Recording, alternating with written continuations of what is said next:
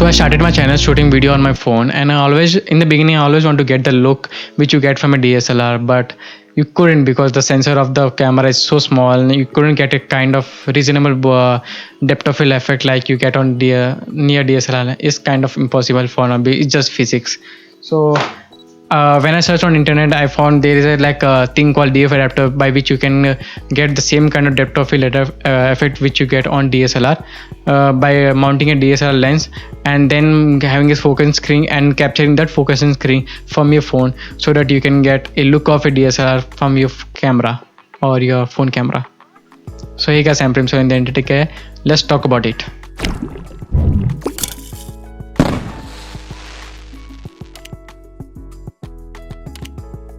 So DOF stand for depth of field.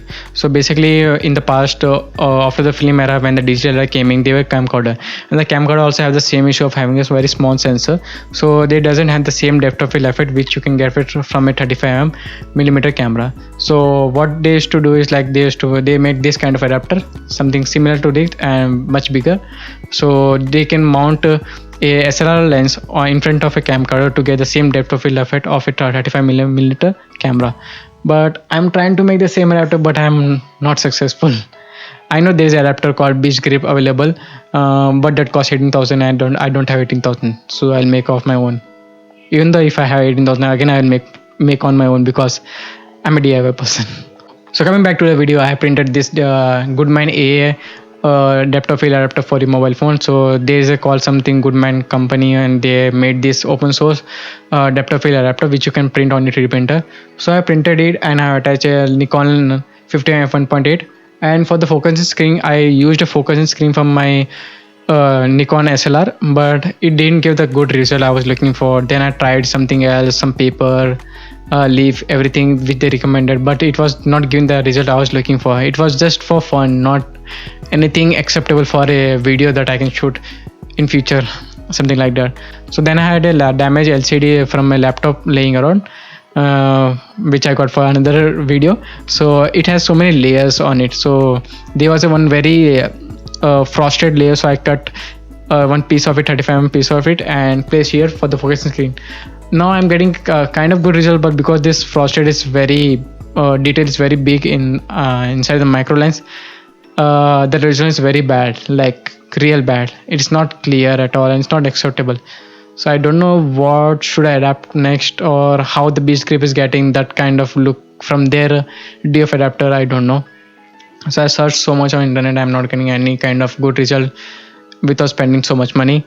I know there is you have to use a 5D Mark III focusing screen, but that is available for like $100 or 5,000 or 6,000 rupees, which is too expensive, I guess, for just doing a DIY stuff. So something else which can I get something not similar, at least acceptable result, which I can show you guys that it is kind of thing you have to give a try.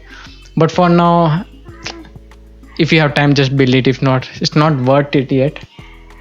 As you can see, there is a focus screen, and you can having an image here. See, yeah, you have to just find a way to capture this image and get this image as clean as possible on here. But to get this image, you need a very rough paper, and the roughness also get captured, and it just gives all the sharpness which we want. Sharp just for 1080p, I'm not looking for 4K. At least for 1080p, I should be able to capture good 1080p video from this kind of setup, from my Samsung Galaxy S9 Plus or something else. Anything should give some better result. For now, like the video I record from this phone are way better than if I record from this, because science, physics, I don't understand because I'm an architect.